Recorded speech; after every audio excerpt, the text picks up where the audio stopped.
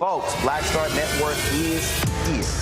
Oh, no punches! I'm real revolutionary right now. Support this man, Black Media. He makes sure that our stories are told.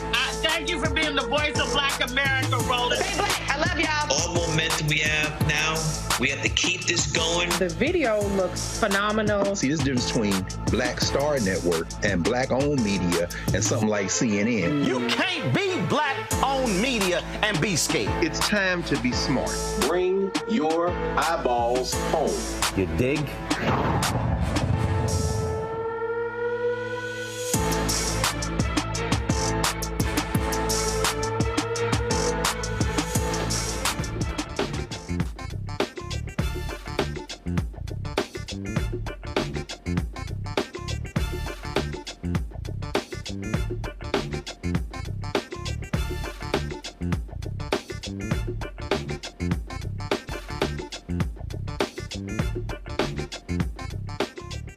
Today is Thursday, May 2nd, 2024. Coming up on Roland Martin Unfiltered, streaming live on the Black Star Network. Reverend Dr. Bishop William Barber is going to be joining us to talk about the Poor People's Campaign's Mass Poor People and Low-Wage Workers Assembly and Moral March happening in Washington, D.C. next month. Also, as Louisiana fights for a second predominantly voting congressional district, the state Supreme Court has given the green light for white citizens in Baton Rouge to create their own city. Yep, segregating Baton Rouge. Activist Gary Chambers will join us to explain.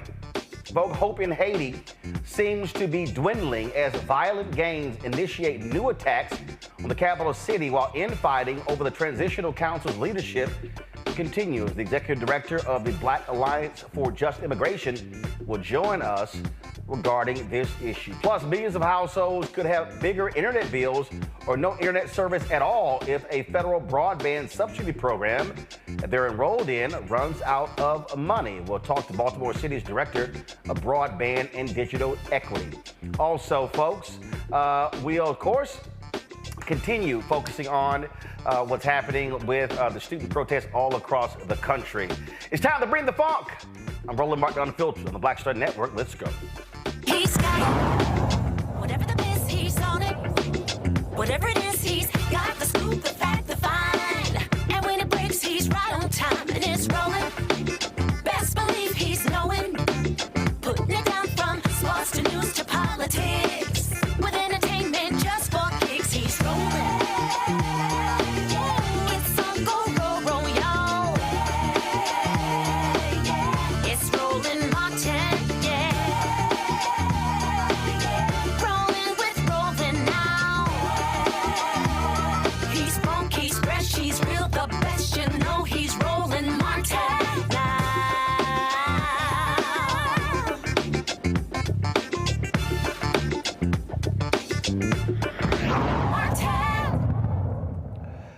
The Poor People's Campaign is in the middle of a 40-week operation to mobilize and organize folks across this nation. Bishop William Barber says the campaign hopes that 7,000 volunteers will mobilize some 15 million low-income and poor voters nationwide for this year's election. The Mass Poor People's and Low-Wage Workers Assembly and Moral March in Washington, D.C. will take place on Saturday, June 29th. Joining us right now is Reverend Dr. William Barber, who is the president and senior lecturer of repairs of the breach. Reverend Barber, for the last 3 years, you have been trying to get President Joe Biden to meet with you and affected workers. You met with Vice President Harris. The White House would love for you to meet with the president alone, but you've made it clear that you're not interested in going to the White House for a one-on-one meeting, that he needs to meet with and talk with across the table from affected workers. Explain to people why that's your position. Well, leadership should always be about who you bring through the door, Roland. You and I talk about this all the time, not just going through the door yourselves. And the other reason is we need to put a face on these poor and low-wage workers, 52 million of them who make less than $15 an hour. There's not a county or city in this country where you can work a minimum wage job and afford a basic two-bedroom apartment. And poor people are dying at a rate of 800 people a day, 295,000 a year. It would take 600 years of funerals going every day of every year for 600 years to go to the number of funerals that will happen because of poverty in just 1 year. The president has an opportunity to bring folk like that to the White House. Many who supported his push for $15 an hour in union, and economists and moral leaders to put this as a front issue in this campaign. And then call on the Senate to vote in committee and then out of committee, the bill that Sanders has put forth, $17 in a union, pass it and push it to the House and let Johnson and them do what he does. He says his House speakership is going to be saved by Democrats. Well, let's see if he would support living wages for all people, not just Democrats, but Republicans, independents, black, white, whoever. And then if folk don't do that, you can say, this is the difference between us and them. In the next election, give us a majority, this is what we're going to do. If you give other folk a majority, this is what they're not going to do. So we've always been about, Roland, we have to put a face on this issue.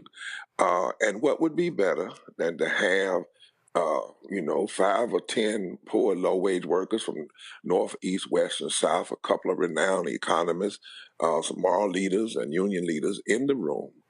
Let them talk with the president in the Oval Office and then come out and talk about why this issue, living wages and addressing poverty, ought to be at the center of our political discussions. Because the truth is, Roland, last time we had 15 presidential debates and not one of them talked about poverty and low wages that affects 135 million people in this country, 58% of black people and over 30% of whites.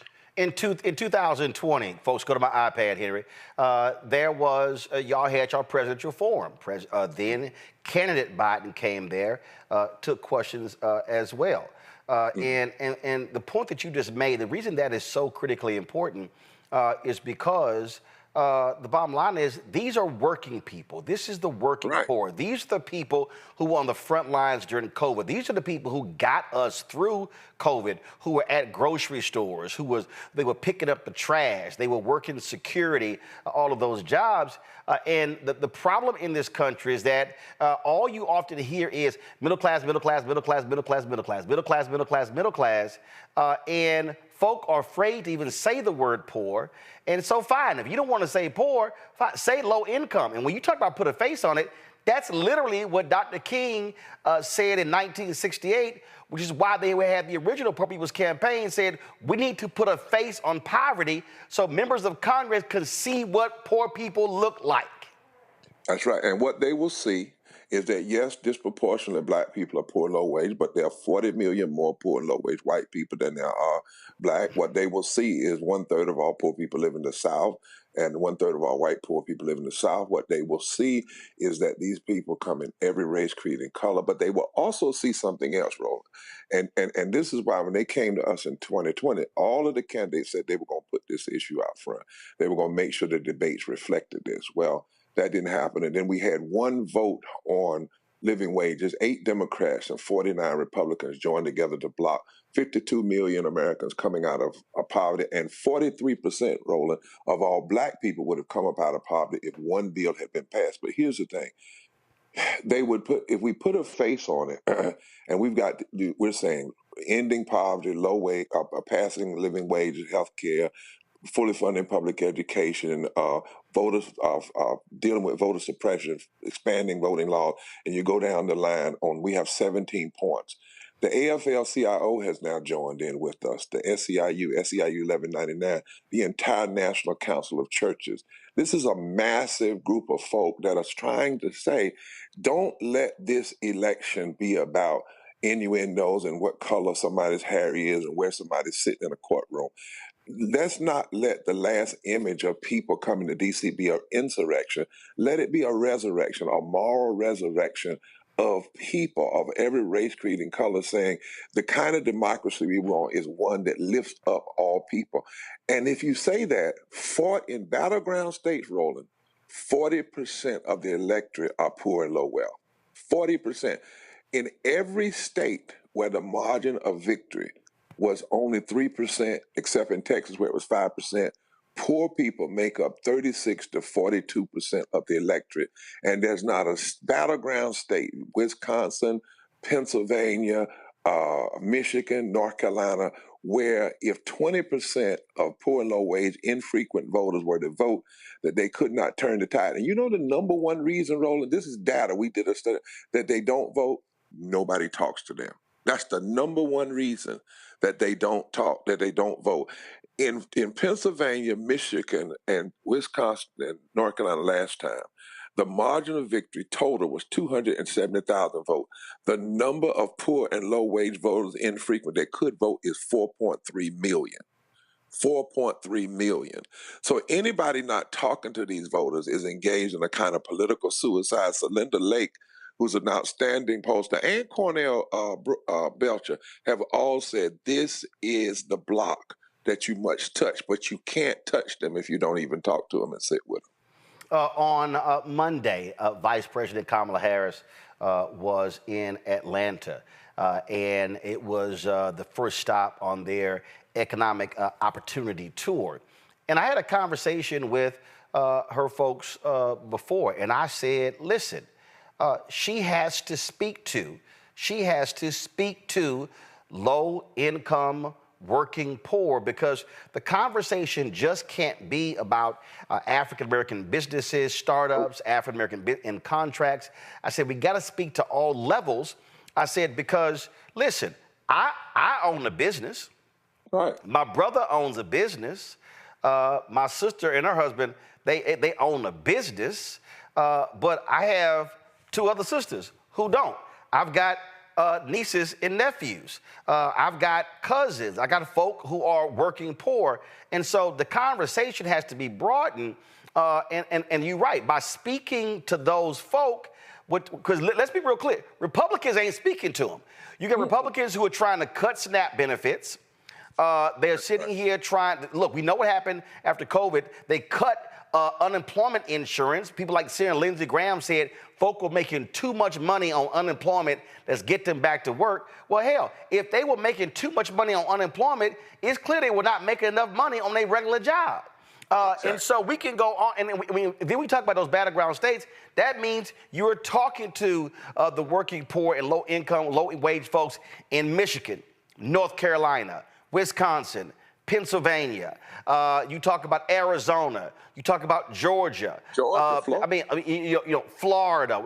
North Carolina. And as you said, it's the margins. I keep saying this when the Biden folk call me. I say, y'all, you only won Arizona and Georgia by 10, 12,000 votes. You, 1,000 here, 1,000 there. That's the margin of victory. You can't act like we could just ignore huge swaths of people and there's no big deal. Now, in Florida, it would only take 2% of the registered poor and low-wage voters that did not vote to vote. When 15 was on the ballot, it won. So whenever the economic issues, but if you're talking just black business and contract, listen, if you have a black business that's going to primarily depend on black folk, if they don't have money, they can't support your business anyway. I mean, it literally makes no sense. In 2020, they ran on living wages and voting rights. And what happened? 54% of all the people in Georgia that make less than $50,000 a year in a family voted in the majority for a progressive ticket. When we were in Georgia, the number of voters that we moved, and we didn't even endorse a person, we endorsed issues. Right. The number of voters that we moved to the polls that had not been moved were 3 times the margin of victory in the Senate race and 3 times the margin of victory in the presidential race. If we don't talk, it's 87 million, Roland, 87 million. Now, about 57 million voted. So that means there's 30 million poor and low-wage voters out there that are infrequent. They have voted, but the number one reason they're not voting now is when people talk about economics, they never even hear themselves mentioned. And living wages is polling at 70%. In fact, most of the issues we're supporting actually are polling. Even in Mississippi now, healthcare is polling 60% among Republicans. 6% among Republicans, according to some studies. And so we should be talking to ourselves, talking to this swath. And then lastly, how can you say you care about people dying if 295,000 people are dying here from reversible, unavoidable, abolishable poverty, and you decide you're not going to address that? When COVID got to 500 people a day dying, we said it was a crisis. Well, 800 people are dying a day from poverty. It should be a crisis. It should be at the top of the ticket as a concern. Questions from my panel. We have Dr. Greg Carr, Department of Afro-American Studies at Howard University, Reese Colbert, host of our own show on Sirius XM Radio. Glad to have both of you here. Reese, you first. Dr. Reverend Barber, it's always a pleasure to be in conversation with you. Have you seen any appetite? I know that there was a discussion a while back about reviving the child tax credit. Is that something that you have been pushing for, your organization has been pushing for on a bipartisan basis? Indeed. In fact, I'm actually in some conversation now with senators, Republicans, and Democrats who are talking about living wages. We're not there yet, but I mean they're at least talking, and about child income tax credits. And because see, child income tax credit lifted 60% of children out of poverty for 6 months, and then we threw them right back in. And it didn't hurt the economy. It didn't throw us into inflation. Child income tax credit, earned income tax credit. And by the way, even Ronald Reagan supported this kind of stuff. I mean, living wages, and you take child income tax credit, that's 6% of children coming out of poverty. Then you do living wages, that's 52 million people coming out of poverty making living wages, and it would pump $330 billion into the economy, which would be income that would be turned over, creating jobs and all of those things. We're hustling backwards. 51% of all our children are poor and low wealth. Why wouldn't we keep child income tax credit and earned income tax credit? That's why we're having this mass poor people's low-wage workers assembly tomorrow march on Washington on June 29th, 10 o'clock on Pennsylvania Avenue. It's going to be massive. It's going to be multiracial. It's going to be thousands of people. But we're not doing it just to have a march. It is to put these issues at the center before both presidential conventions, demand that they be addressed, and say, if you want these votes, speak to these people. And then after the march, we're going to continue our work to touch 15 million poor and low-wage voters. And we're saying to them, you have to vote your principles and issues and not just vote for personality, because that's really what on. But you're exactly right, my sister. Child income tax credit, earned income tax credit, social safety nets. You know, there are about 8 pieces of legislation. I said to Roland one day, Roland, if you could pass 8 pieces of legislation and virtually end poverty, don't you think that would be something to do in a democracy like ours? Well, that's where we are now. We could actually abolish almost all poverty with about 8 pieces of legislation that actually wouldn't diminish the country, wouldn't add to the debt. It would actually add to the bottom line and increase the economic vitality of the nation. Greg Carr. Thank you, Roland. And it's always good to hear your voice, Brother Barber. And we'll see you, God willing, in June. See you next month.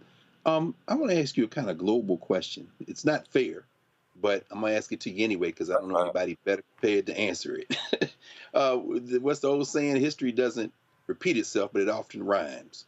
Thinking about another poor people's campaign, another deeply unpopular international conflict with the United States at the center. Thinking about student movements all over the country, but I'm thinking, of course, about 1968.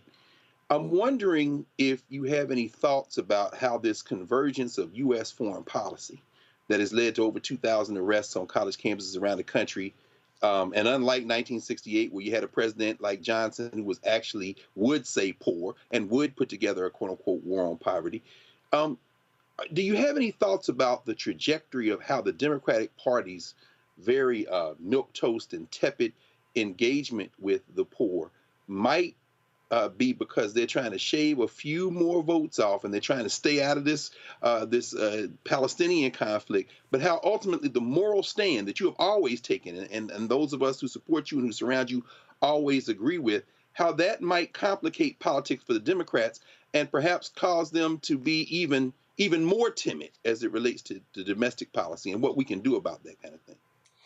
Well, it does complicate it, make it timid if you try to look at it from the normal left versus right, Republican versus Democratic politics. But there are moments in history, not only do histories rhyme, history calls you to rise, and you have to rise to a moral concern. And so right now in this moment, when I see young folk who engaged in I'm not talking about folk that are tearing things down and trying to hurt people that may be infiltrated, but I'm talking about nonviolent civil disobedience and engage. At the heart of that, and at the heart of protest, they're talking about we don't want to see continual unnecessary killing of people, innocent people, and poverty. I mean, at the heart of it all. Now, what I've been saying to folk is if that's your moral perspective, then you have to be concerned. You have to cry out against what's happened, what Hamas did. You have to cry out what Netanyahu is doing and the history that goes along with it and the massive unnecessary killing of Palestinian people. You have to cry out against what happened in the Congo, over 6 million, Sudan. You know, we have to cry out all this massive death because of poverty in this country. You have to cry out against the continuous violations against Native people in this country. And you have to have a moral framing that says at the end of the day, we are against death by policy, death by war, death by genocide, death by murder. And if that's the cry, then no politician should shy away from it.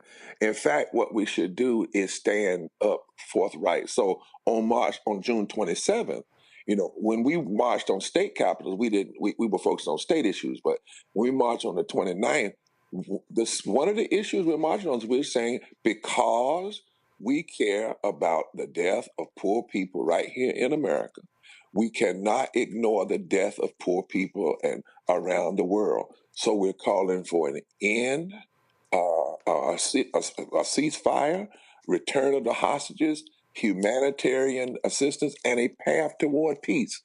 You have to be able to stand up and say that. And what we're saying is what the UN originally said it was about, and others in 1948. There has to be in this moment a moral moment. That's why when I tell folk, Brother Carr, I said, when I was met with the vice president, I said, the president in this moment needs to gather some bishops and religious Christian justice leaders, Muslim and Jewish, in that Oval Office, and have a deep moral conversation with all three, because if you can't bring people together here, how are you going to bring them together ever? And need to call for an immediate ceasefire. And when the ceasefire happens, and we need to demand it, we don't need to fund what's going to create more war, create more destruction, and then immediately put a delegation together of clergy to go there and visit with people in Gaza and Palestine who have lost innocent people, people in Israel who have lost innocent children and women, because somehow the blood of the death of the innocent and the pain of that has the potential to unite us and help us get to another conversation, which is the hope for peace and the end of destruction and violence and hate. But you cannot walk away from moments, Brother Carter. There are moments, as you said, not only does history rhyme, but history demands that we rise. And we rise to the moment we're in. Folks, June 29th in Washington, D.C., the Moral March will be taking place in the nation's capital. We were there last year, broadcasting live. We will be there again this year. Again, the Mass Poor People and Low-Wage Workers Assembly and Moral March in Washington, D.C. But let me be perfectly clear. This is not a call for folks only to come to D.C. No, and to the polls. And there you go. Because the thing is, y'all are going to be assembling all across the country on that day, not just in D.C. Exactly. Exactly. And Roland, you and I have to, here's the formula, and I don't mind telling folks, 7,000 times 35 times 45 times 9. If you organize 200 people in 35 states, that's 7,000 people. If 7,000 people will use the technology we have today and touch 45 people a day, 6 days a week, for 9 weeks, you touch over 15 million people. That's what we're putting together, our strategy. And that's and so for folk to understand, this is not a day where you're going to see big names come up, give speeches, and then step off the podium. No, you're going to hear affected workers. It is about organizing, mobilizing. Y'all hear me talk about this all the time. And so just so y'all know, these are conversations Reverend Barber and I have all the time off air, because both of us don't believe in meaningless get-togethers that serve no purpose other than folk just getting together and having a picnic on a Sunday day. It is about mobilizing and organizing for a very specific purpose, and that's what June 29th is all about. Put the graphic back up. Folks, please do us a favor. We want you to text MORAL to 38542 and share this with your friends and family. Text MORAL to 38542. Share it on your social media. We have the ability really to really challenge folks, to educate folks, to speak to them and their needs. But we cannot get any of these bills passed if folk simply sit on the couch. Reverend Barber, we appreciate it. Thanks a lot. Thank you so much. Take care. All right, folks, when we come back, white folks in Baton Rouge have successfully got the Supreme Court to allow them to create their own city. We are going right back to what we saw during Jim Crow days. Wait till we explain to you what is happening in Baton Rouge, Louisiana. You're watching Roland Martin Unfiltered on the Black Star Network.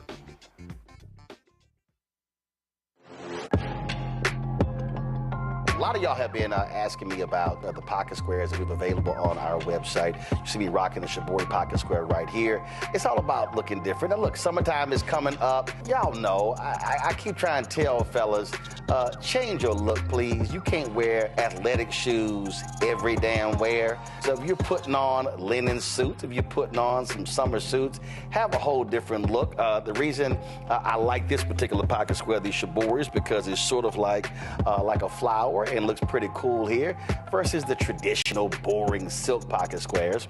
But also I like being a little different as well. So this is why we have these custom-made feather pocket squares on the website as well. My sister actually designed these after a few years ago. I was in this battle with Steve Harvey at Essence, and I saw this at a St. Jude fundraiser. I saw this feather pocket square, and I said, well, I got some ideas. So I hit her, and she sent me about 30 different ones.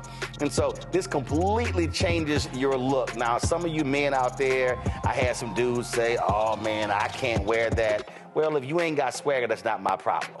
But if you're looking for something different to spruce up your look, fellas, ladies, if y'all looking to get your man a good gift, I've run into brothers all across the country with the feather pocket squares saying, see, check mine out. And so it's always good to see them.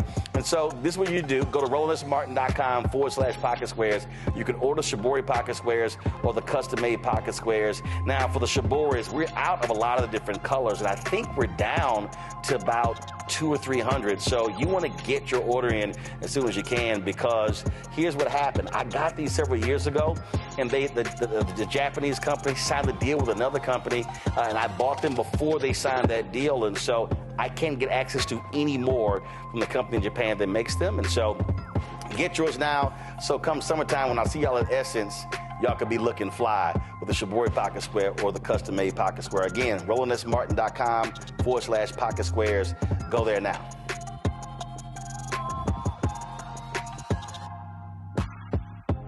What's good, y'all? This is Doug E. Fresh, and you're watching my brother Roland Martin Unfiltered as we go a little something like this. Hit it.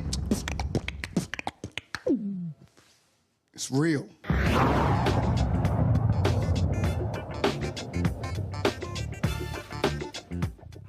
2024, guess what? In Louisiana, the state Supreme Court there is allowing a largely white community to break apart and separate from the city of Baton Rouge to create their own city. This has been a 6-year effort by folks there. On Friday, the Supreme Court granted the formation of the predominantly white city of St. George, which will be separate from Baton Rouge. The ruling is sparking concerns about segregation. Activist Gary Chambers posted a video talking about this here. He joins us now from Baton Rouge. Gary, glad to have you here. You made clear, Gary, that this was a very organized effort by a handful of people with a lot of money to achieve the creation of their own city. Walk folks through how this happened. So, Roland, we have a man named Norman Browning who organizes a group of about 10 people that decide they want a new school district because they don't want their kids to go to the schools of Baton Rouge. Keep in mind, Baton Rouge is the city that had the longest desegregation lawsuit in America. We didn't finish that lawsuit until the 90s. And so when you look at the conversation around people wanting a new school district, these are people who ultimately don't want their kids to go to school with black kids. Currently, the school district in Baton Rouge is 80% black, even though the city is 56% black. So white parents in Baton Rouge right now, for the most part, do not send their kids to public schools in Baton Rouge. As a result of not getting that school district, these folks then decided to try to start a city. They failed the first time because the city was, I think at that time, going to be 60% white. They went back, cut out black neighborhoods, cut out black apartment complexes, made the municipality smaller, put it back on the ballot, and got it passed by a vote of 17,000 people. The vote of 17,000 now impacts 400,000 people who live in East Baton Rouge Parish because of the general fund that's $1 billion of city parish money, 300 million of that is not dedicated. And they're going to take away $48 million of resources from the general fund in order to create this new municipality. So I don't really care if they go off and segregate themselves, but I do care that we've paid into the fortunes of that portion of town for the last 50 years. And to say that you're going to start a new community and then we owe you money for that community, well, we've been paying a whole lot for a long time, and we want our portion to be paid for if you're going to get it. So what's interesting here, you also mentioned that you have a black mayor in Baton Rouge, and it's not like, Baton Rouge ain't Atlanta. It's not like there have been black mayors for the last 30 plus years. No, she is the second black mayor of Baton Rouge. Kip Holden was the first black mayor of Baton Rouge. He was elected in 2004, took office in 2005. So when you put that into perspective, black folks have only been in leadership in this city for under 20 years, okay? So to tell us that the woes or the condition of this city are all the fault of the black leadership. And let's be clear, Roland, the council is majority white, majority conservative in Baton Rouge. It's a 12-member council. 7 white conservatives serve on the Metro Council here in Baton Rouge, and they approve or disapprove of all of the plans of the mayor. And so when we talk about the progress of a community, we have to talk about the inequities and the tale of two cities that have existed for long before Sharon Weston Broome was the mayor of Baton Rouge. We have to talk about how we've invested in South Baton Rouge, the portion of town that is segregating themselves away, and to the demise of North Baton Rouge, actually. And so if we don't have honest conversations about how we got here, then we can't have an honest conversation about how we move forward. And the truth is, when people talk about this unity and why do we talk about race, this is why we talk about race, because people are literally segregating their children, segregating the city, and then taking away resources from our community. And to be clear, 50 years ago, when black people were becoming the majority or growing in population in Baton Rouge, they changed us to a consolidated form of government, which was we won't just have a city, we'll have a city and a county. So Mayor Broome is the mayor of the city of Baton Rouge and the parish president of the parish of East Baton Rouge. And so we have a council that is convened that represents the entirety of the parish, but white communities continue to segregate themselves off when they realize that black leadership is going to be in charge for the future of this community. I saw there was a state representative who's looking to have this Supreme Court decision reheard or try to have them do it again? President of the City Council, Lamont Cole, Mayor Pro Tem Lamont Cole, is challenging to have them rehear it. There are certain aspects that the justices did not consider. One of the things the Chief Justice of the Supreme Court, who is a conservative, wrote a dissenting opinion and said that this was a decision masquerading as a ruse of a decision, and said that that was a deficient argument put forth because they couldn't even prove that they were going to pay for the services of the city. They have proposed that it's going to cost them $47 million to run a city of 80,000 people, and they're going to privatize every aspect of the services of the city. They don't even have a plan for policing, Roland. They plan to just take the sheriff's department and just give them $4 million and hope that that covers the bill. Wow. Questions from our panel. Greg Carr. Thank you, Roland. It's always good to see you, Brother Chambers. The way I understand it, and I know you know this history better than all of us, these white boys have done this earlier, I guess, with Central, is it, outside of Baton Rouge? And I'm from Nashville, so I remember how they went municipal, Nashville, Davidson County, Atlanta, Fulton County, Jefferson County, Birmingham. My question is about how, what's the impact of us not getting involved in the political process? I know you've been doing that. You know, we all came to know you probably outside of Louisiana when you jumped on Connie there at the school board meeting.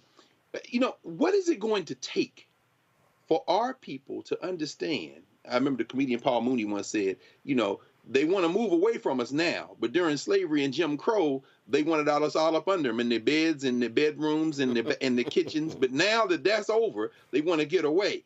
What is it going to take to trigger some kind of resurgence in our consciousness to get involved in what has been a long-term strategy for these kind of racists, which is to get away from us as far as possible? You know, I think that some of us had hoped that some people were better than they were, and the realities of today are making people have a wake-up call. I hope, that is my hope, that being able to see things that you and I and Roland and others have been talking about for years play out in real time, I think is a clarion call that many people are going to say, I didn't think they would go this far. They will go this far and further. They want to take as many rights from you as possible. Just today, there was a conversation about a bill in the state legislature in Louisiana that will make it a crime to have an abortion pill. That if you have an abortion pill, they're going to make it a controlled substance in the state of Louisiana. That if you have a person is found with pills that induce an abortion, that you would be considered to have a controlled substance in the state of Louisiana. These people will go to the pits of hell to strip your rights away from you in every aspect, whether you are a man, if you're a black man, black woman, or if you're a woman in general, they will go to the pits of hell to strip your rights away from you. Yes, sir. Thank you. Reese. Mr. Chambers, it's always good to see you out here on the front lines. My question, to your point about the composition of the leadership in Baton Rouge, Can you explain how this new segregated city, does this just siphon off resources from a black city while still keeping white overseers in place in Baton Rouge, or will this actually empower more black residents to take back more power in the city and possibly change the composition of the way the leadership is structured right now? So because we have a consolidated form of government and a gerrymandered map, we currently don't have the potential for black leadership to be able to run the entirety of the community. The gerrymandered map is the problem right now. There's conversation to challenge that even in the courts to make sure that the city council gets a fair map in Louisiana, because every map that's been drawn in the state has been ruled unconstitutional, in my opinion. If you rule the congressional maps and the legislative maps to be unconstitutional, then you got to know that the city council maps in the blackest cities are unconstitutional as well. And so when you look at that, that's the challenge for us, that we have built these communities for the last 50 years with the tax dollars of black folks that in the northern portion of the parish, seeing divestment in our communities. And now these people want to take their toys and go home. There's a new exit off the interstate that Mayor Sharon Weston Broome approved for the people that live in this portion of town. But you say that she hadn't done anything for your side of town. Folks in North Baton Rouge would challenge and say that we want more done in North Baton Rouge. And so we have seen the rise of that side of town by the expenses of all of us. And so what we are saying now is you can't then get resources from us and bleed us dry and then go and prosper with all that we built. And so we've got to have a position of protecting what is for the citizens of Baton Rouge. If they want to start their own city, start it from scratch. Y'all so damn bad. Well, I know that's right. So look, the shenanigans continue. Monday, Baton Rouge Mayor Sharon Weston will be joining us on the show. Gary, keep up the battle, keep fighting, and we'll keep elevating it and keeping an eye on it, because I keep telling folk, if you don't have black-owned media, it's a lot of stuff that will get done, and nobody will ever know about it until it's too late. Thank you so much, Roland. We really appreciate you. All right. Thanks a bunch. Appreciate it. All right, folks, going to a break. When we come back, lots more to talk about, including a broadband bill that needs to get passed. Otherwise, folks may be losing access very soon. So we'll be chatting about that coming up on Roland Martin Unfiltered. Also, folks, support us in what we do. Our goal is to get 20,000 of our fans contributing on average $50 each. That's $4.19 a month, 13 cents a day. Join our Bring the Funk fan club.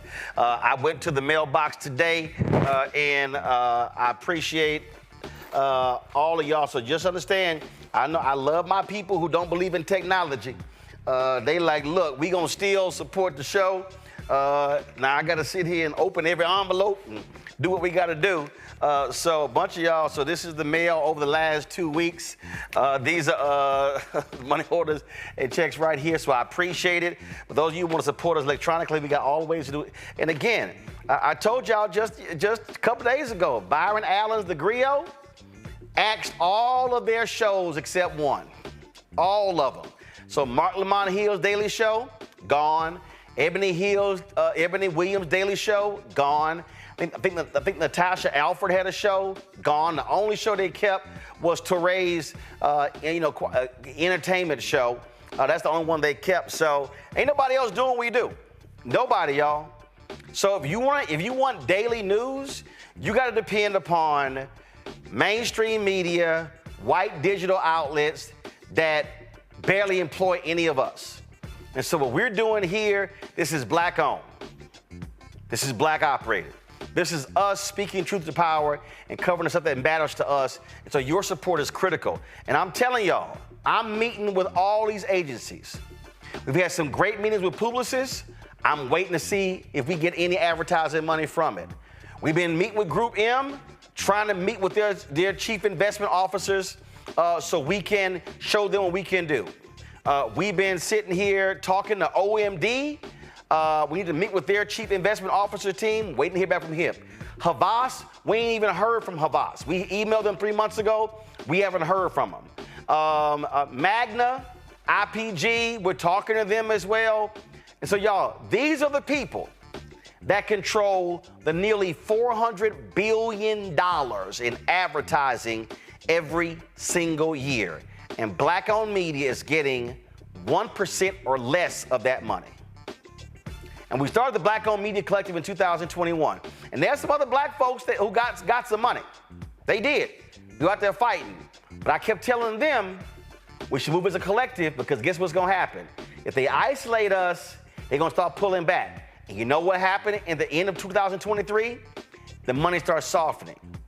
I've heard from other black-owned media outlets, major black-owned media companies, of the softening of the market. You know why? Because all those George Floyd commitments, they were like, all right, yeah, we good. So here we are this month, 4 years after his death, and these companies, and I warned everybody this was going to happen. I warned them. And so we're trying to build something here. We're trying to build multiple shows. We're trying to have more hours of news, but you cannot do it, y'all, without money. You can't do it without resources. I don't care what you say. Y'all can holler, pull yourself up by your bootstraps. Y'all can holler all that stuff you want to. But a lot of y'all who say that, y'all ain't paid no bills. You ain't made no payroll payments. None of that sort of stuff. So this is what it takes. And I'm telling you, what we have right now, we don't have other places. You're not talking about Ebony and Jet back in the day, because Ebony and Jet, they are, frankly, a shadow of what they used to be. So your check and money order to P.O. Box 57196, Washington, D.C., 20037-0196. Cash App, $RM Unfiltered. PayPal, R Martin Unfiltered. Venmo is RM Unfiltered. Zelle, Roland at RolandSMartin.com, Roland at RolandMartinUnfiltered.com. Do all you can to support the show. We'll be right back in a moment. First, President Barack Obama's road to the White House. We got about 500 copies of the book available. And so this actually is all of the coverage of the 2008 election. But the other thing is this here. I talked to folks like Malik Yoba, Hill Harper, Erica Alexander, Kevin Lau, Spike Lee, Tatiana Ali. But there's a lot of behind-the-scenes stuff in here as well, where I talked about some of the stuff that went down at CNN. Also, when you go through here, a lot of the photos that you see in here, photos that I actually shot, photos that were my time at CNN. And so what I decided to do, because one, I published the book and I own it myself, is that so I said, you know what, I'm going to slash the price to $10. And so we're going to have shipping and handling, $5.99. I'm going to personally autograph every copy. I'm not reprinting the book. So once we are sold out of these 500, that's it. They're gone. So you can go to RolandSMartin.com/the-first to get a copy of this book. Everybody who orders this book through the website, not on Amazon, only through RolandSMartin.com, I will personally autograph and mail you a copy of this book. It's all of the coverage, the actual interviews that I did with him. And just to show you, of course, when it came out, there's actually even in here the interviews that I did with him and Michelle Obama, which won TV One cable networks its first 2 NAACP Image Awards. And so all of that for $10. Shipping and handling is $5.99. So go to RolandSMartin.com the first and order your copy today. Next on the Black Table with me, Greg Carr. We welcome a towering intellect, activist, master theorist, prolific author, and unstoppable firebrand for change. The one and only Dr. Errol Henderson joins us to talk about his new book, The Revolution Will Not Be Theorized, Cultural Revolution in the Black Power Era. And this is what's going on in so much of academia and in some movement circles is an anti-Black nationalism. It's an hour of power that you don't want to miss. That's right here on the Black Table on the Black Star Network. Hatred on the streets, a horrific scene, a white nationalist rally that descended into deadly violence. White people are losing their damn minds. An angry pro-Trump mob storms the U.S. Capitol. We're about to see the rise of what I call white minority resistance. We have seen white folks in this country who simply cannot tolerate black folks voting. I think what we're seeing is the inevitable result of violent denial. This is part of American history. Every time that people of color have made progress, whether real or symbolic, there has been what Carol Anderson at Emory University calls white rage as a backlash. This is the rise of the Proud Boys and the Boogaloo Boys. America, there's going to be more of this. Here's all the Proud Boys, guys. This country is getting increasingly racist in its behaviors and its attitudes because of the fear of white people. The fear that they're taking our jobs, they're taking our resources, they're taking our women. This is white fear.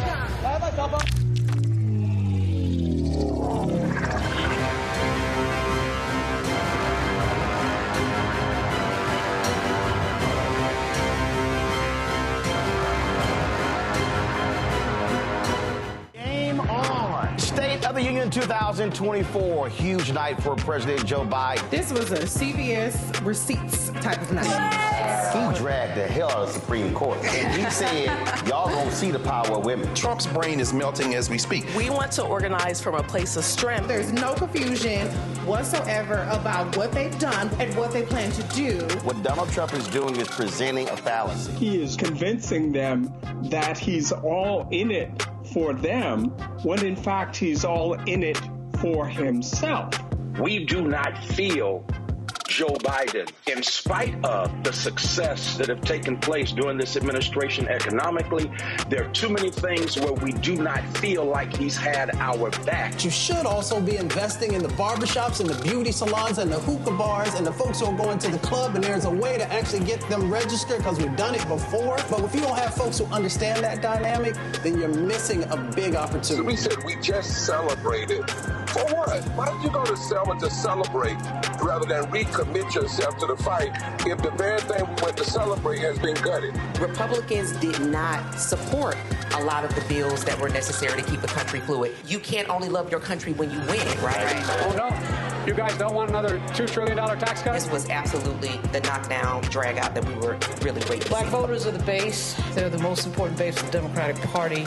There was very few language in this speech. At the time, we see an attack on black history, an attack on DEI. The end of the BLM racial reckoning thing has come to a complete end because there was nothing in this speech for that. Our movement has never been grounded in two-party politics in this country. All of our movements ultimately get co-opted by a state that is anti-black. They called the old because they knew the way, and they called the young because they were strong. And I believe there is a good combination of that. But we can have ideas and we can have visions and dreams, but we have to have our young people also working beside us because they are strong and they will run that race and they will run it to the end. Activists, organizers, and young people have been pushing this administration to be on the right side of history and to do something about the issues that they care about. While the Ukraine and Palestine are critical issues, they are not the only global issues. Not a single black person who should ever let it come out their mouth that I'm tired. Because there is somebody else who came before us who didn't stop fighting.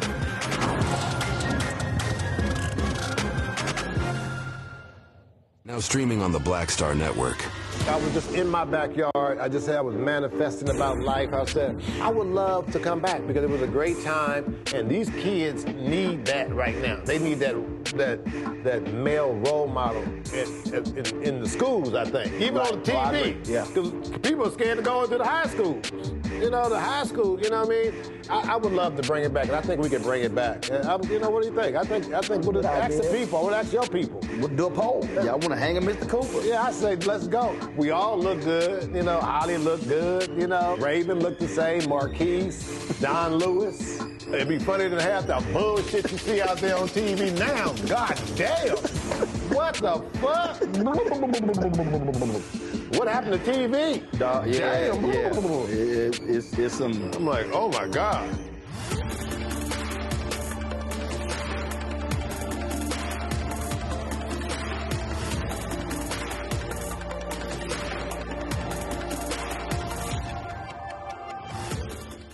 Hello, I'm Jamia Pugh. I am from Coatesville, Pennsylvania, just an hour right outside of Philadelphia. My name is Jasmine Pugh. I'm also from Coatesville, Pennsylvania. You are watching Roland Martin Unfiltered. Stay right here.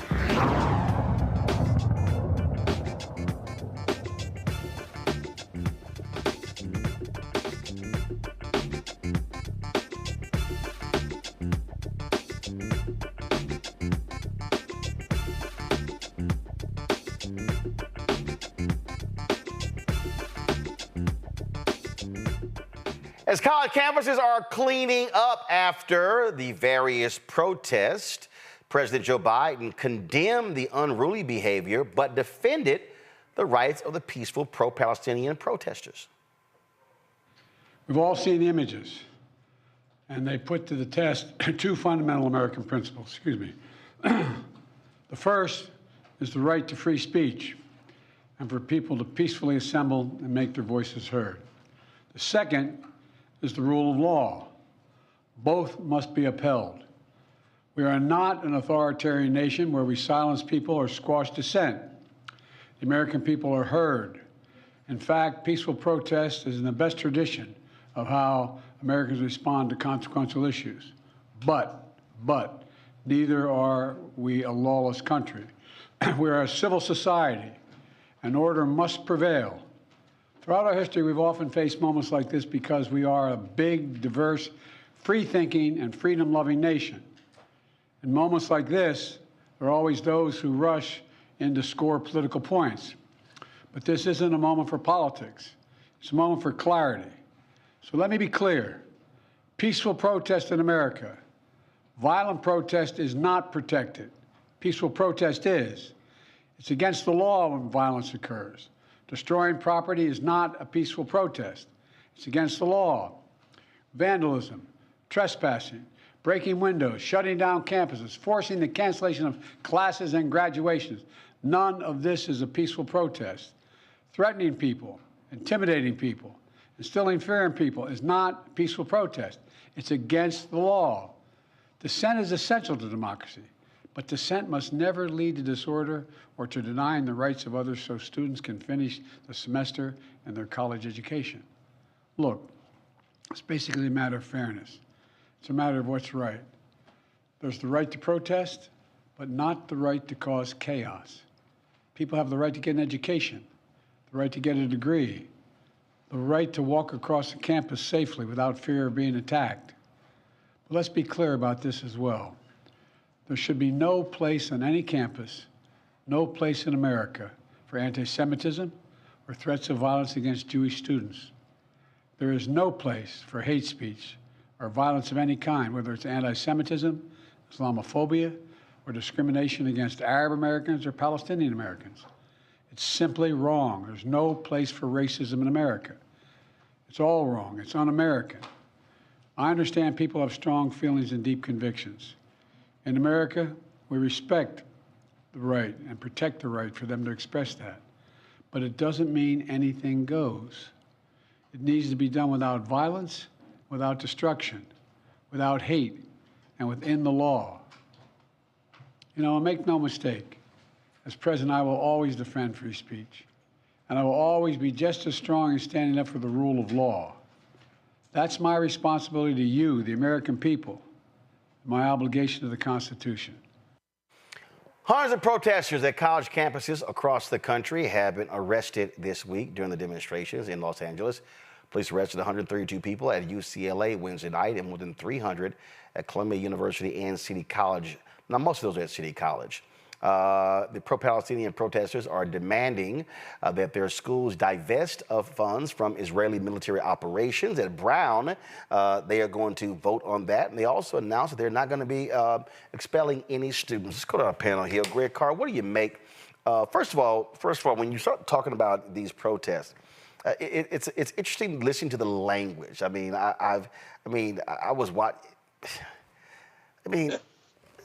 I look at some of these shows and I'm going, are y'all serious? I mean, you have folk who are suggesting that any protest is anti-Semitic. Then you got folks who are trying to compare these protests to January 6th. Idiotic. And then there's this notion that we can't, like you take it even with Columbia. Well, guess what? They were infiltrated, and some of the people who out there protesting weren't even students. I think those details are kind of important. Then you got the NYPD just create lies, okay, shoveling lies out.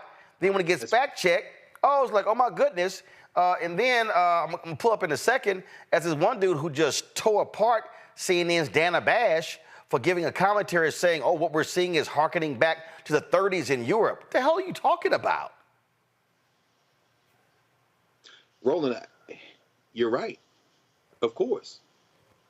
Dana Bash, Abby Phillips, they're embarrassing themselves, but I'm sure some of that is coming from the top down. The cops on Morning Joe with a bite lock saying that this is the type of thing that they're using to infiltrate the hall at Columbia. But quite frankly, what we're seeing is, first of all, we know the protests aren't over.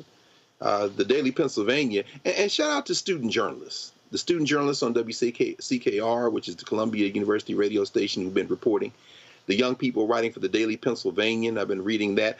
They reported today that the University of Pennsylvania, of course, invited the Philadelphia police onto campus. And the Philadelphia police said, yeah, we're assessing this, and it doesn't look like this rises to the level of something we need to intervene on. So they did not come in. Shout out to Eric Adams, the punkish mayor of New York City, who is making sure he will not have a second term by rah-rahing, letting loose these police onto the campus of Columbia. But ultimately, and this is why I asked Reverend Barber what I asked him. Roland, it'd be interesting to hear your thoughts on this as well. I mean, this isn't 1968. However, isn't it ironic? There will be a convention at the end of this summer. In Chicago. And the anti-Vietnam War, it's a different era. However, Joe Biden's tepid, both-sidism kind of speech there flies in the face of the fact that this is not going away. The International Court of Justice any day now will swear out a warrant on the biggest mass murderer of the 21st century, Bibi Netanyahu. Turkey decided today to shut down diplomatic relations. Colombia, the president of Colombia announced yesterday, they're going to shut down relations with Israel. Global opinion is clearly on one side. Meanwhile, here in the United States, these young people, and they're trying to whistle past the graveyard and get past graduation in a couple of weeks. I was at the small encampment on the campus of Howard University last night. I walked by there, saw some young people there, some of my own students, some of them graduating seniors, one who knew the two Howard students who were arrested over at the George Washington encampment, the D.C. area encampment. Some people from Black Alliance for Peace were there with them. I'm looking at this speech that Joe Biden is going to have to give at Morehouse.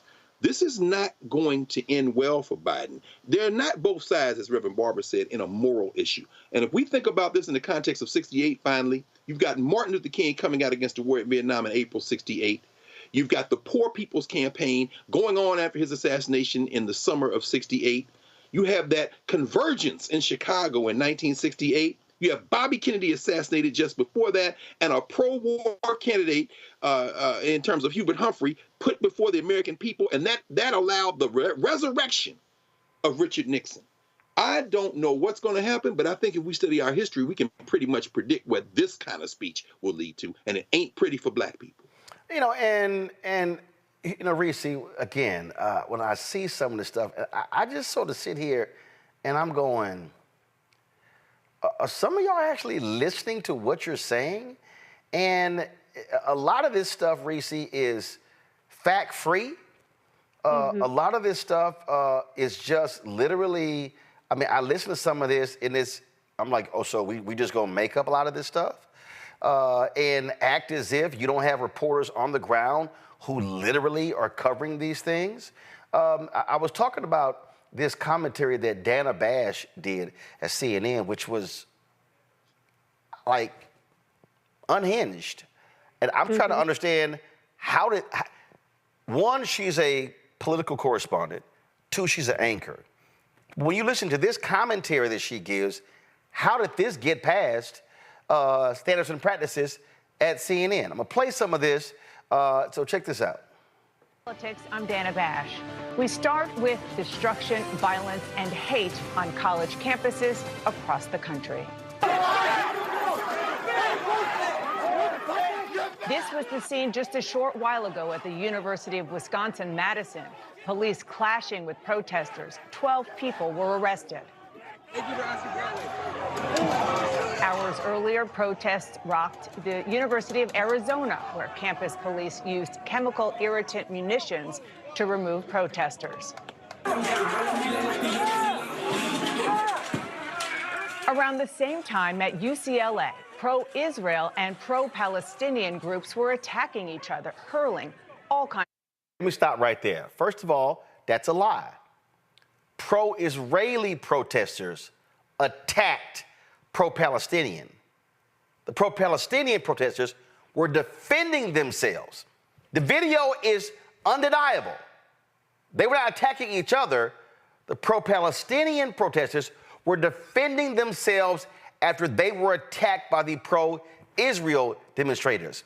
That's called a fact, and it shouldn't be confused. Okay, go back to it. Objects, a wood pallet, fireworks, parking cones, even a scooter.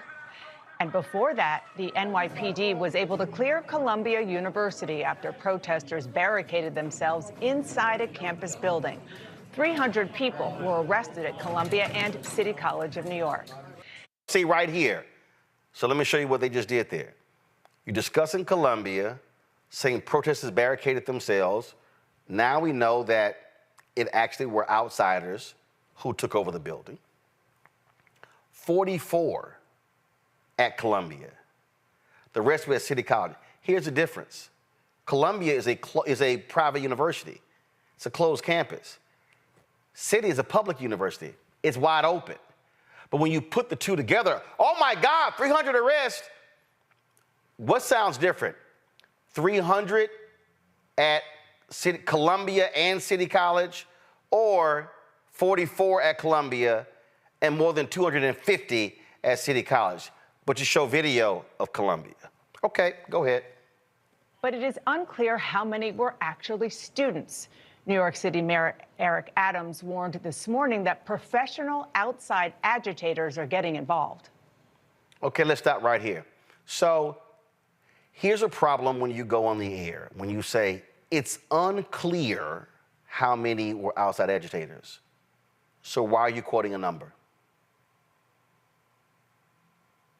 If anybody on my staff says, I think there were 30 people arrested, my first response is, what do you mean I think? What's the number? Well, I read this and it was 18, so where did 30 come from? Well, see what happens when you start asking questions? So when you go on the air and you throw something out there and you don't have the actual information, then I'm sorry, what are you saying? Because she was very clear when she said 300 protesters at Columbia, and then said they were students. Wasn't factual. Let's go. There is a movement to radicalize young people, and I'm not going to wait until it's done and all of a sudden acknowledge the existence of it. This is a global problem that young people are being influenced by those who are professionals at radicalizing our children, and I'm not going to allow that to happen as the mayor of the city of New York. Okay, you mean such as when the NYPD said that there was the wife of a terrorist that was inside one of the buildings at Columbia, and then we later found out that wasn't factual? Gotcha. Okay. Many of these protests started peacefully with legitimate questions about the war. But in many cases, they lost the plot. They're calling for a ceasefire. Well, there was a ceasefire on October 6th, the day before Hamas terrorists brutally murdered more than 1,000 people inside Israel and took hundreds more as hostages. This hour, I'll speak to an American-Israeli family whose son is still held captive by Hamas since that horrifying day that brought us to this moment. You don't hear the pro-Palestinian protesters talking about that. We will. Now, protesting the way the Israeli... Okay, so Dana Bash said you don't hear the pro-Palestinian protesters talking about the hostages. Did y'all hear Dana Bash mention the 30,000 Palestinians killed? I didn't hear that. Okay. She's a liar. Government, the Israeli Prime Minister is prosecuting the retaliatory war against Hamas is one thing. Making Jewish students feel unsafe at their own schools is unacceptable, and it is happening way too much right now. I'm a UCLA student. I deserve to go here. We pay tuition. This is our school, and they're not letting me walk in. My class is over there. I want to use that entrance. Why can't they go? Will you let me go in? This could be over in a second. Just let me and my friends go in. Again. Okay, all right. Here's the problem with that video. Did y'all see all of the students just walking around behind them? He was just right there. Just go right the fuck over there. Again, I want people who are watching, I need you to pay attention when people post stuff like this. There are people just walking behind them, and this dude is standing there. They won't let me go by. So you mean to tell me that on this massive campus, they have a line that stretches all the way over, they're not letting you walk by? And Dana, you actually use that video? Like, really? And you have the other students standing right there who are all quiet. Right. And if y'all see the frame, it's shot vertical, so you only see about 4 or 5 people. You don't even see how long. Y'all, come on now. Now listen to this. You just saw is 2024 in Los Angeles, harkening back to the 1930s in Europe, and I do not say that lightly. Okay, I'm sorry.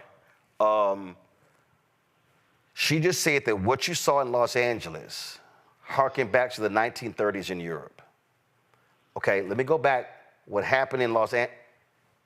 She showed one dude who claims that he couldn't go to his class, but other students were milling on. And then, okay, as I said, the pro-Israeli protesters attacked the Palestinian protesters. So how are you hearkening back to the 1930s? And I don't say it lightly. Well, actually, you do say it lightly. And y'all, this is the problem you're seeing in mainstream media. You see the conflating of things. You see, and then it's like, oh, the pro-Palestinian students, they lost the plot. How? At Brown announced they are going to actually take a vote to divest. And they're not going to penalize the students. Exactly. You leave that out. That's literally a fact. But see, again, no, because see, y'all got to understand, if I come across somebody protesting, the first thing I'm going to say is, why y'all protesting? What are the reasons? But y'all notice, at no point, she mentioned, oh, the war and God. No.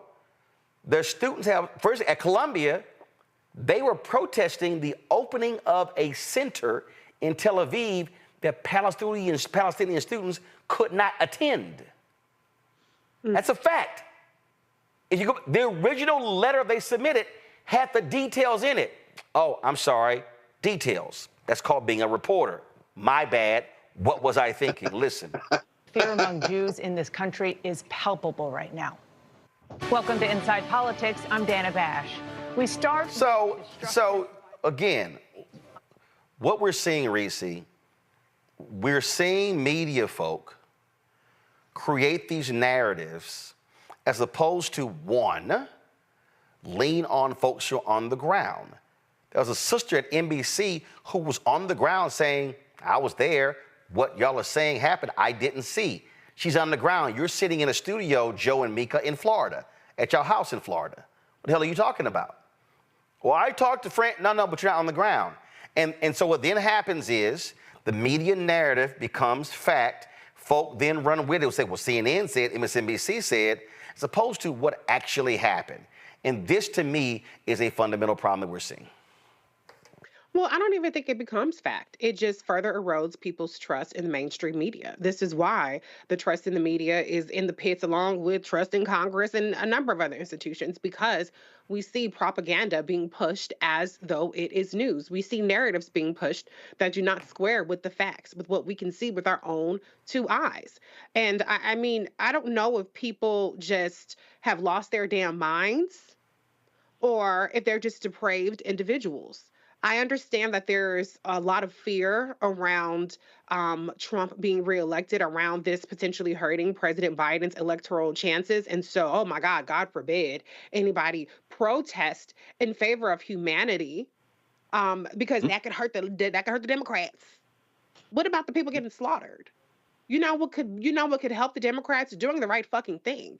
You know what could help the Democrats? Responding to these protests in a manner that honors the humanity of people and decency. You know what is escalating these protests, escalating the violence? Every single video that you showed, the common denominator was the police fucking with people.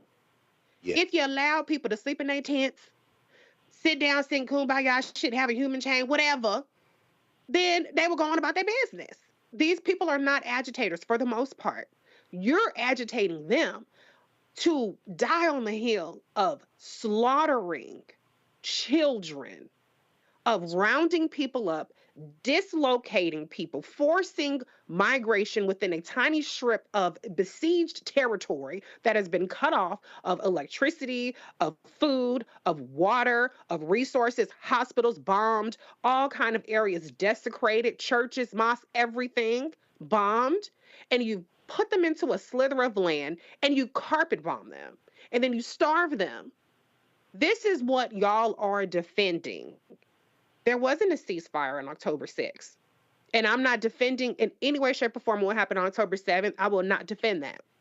I'm not defending having hostages. But what's the proportionality here where Palestinian lives come into play? How many fucking children have to be slaughtered? We're already at least 14,000. That's not even counting the people that are currently starving to death. And so if you cannot see a reason why there's an outcry to stop that, why there's an outcry to stop billions of dollars going to aid in the slaughter of besieged, helpless people, you've lost the motherfucking plot, not these students. And they can put up whatever person they want. Oh, these bratty entitled children, these woo. We have too much emphasis on decorum in this country, too much emphasis on trying to win elections instead of pushing our politicians to do the right fucking thing. And we have more emphasis on that than we do on watching human carnage being broadcast in front of us over and over and over again. You've lost the fucking plot.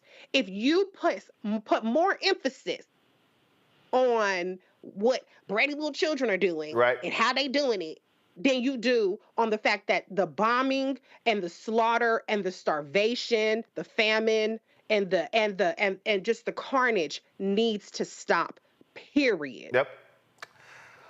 All right, folks. We'll see because graduation is coming up, and so those will be interesting events ahead. Wait. Can I say one more thing?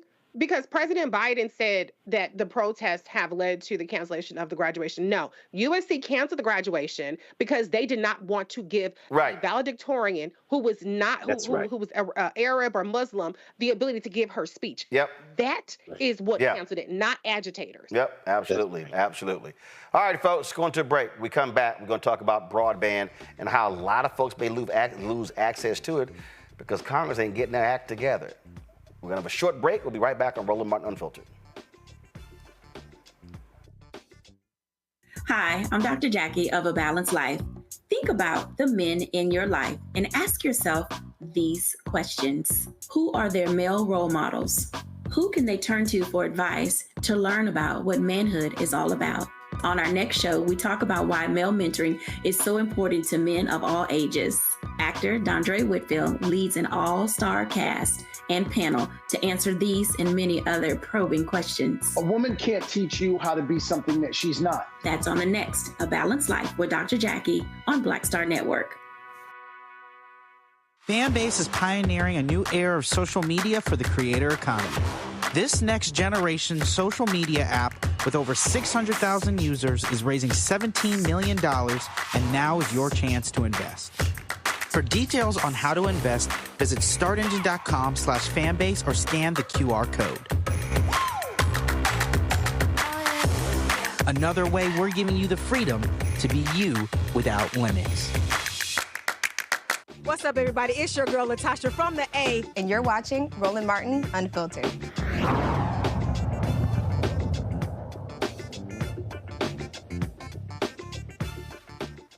$23 million families will see an increase in their internet bills this month because the federal broadband subsidy program they're enrolled in is almost out of money. There's been a last-ditch effort to extend the Affordable Connectivity Program, which Congress created. It's a subsidy to bring internet access to every household.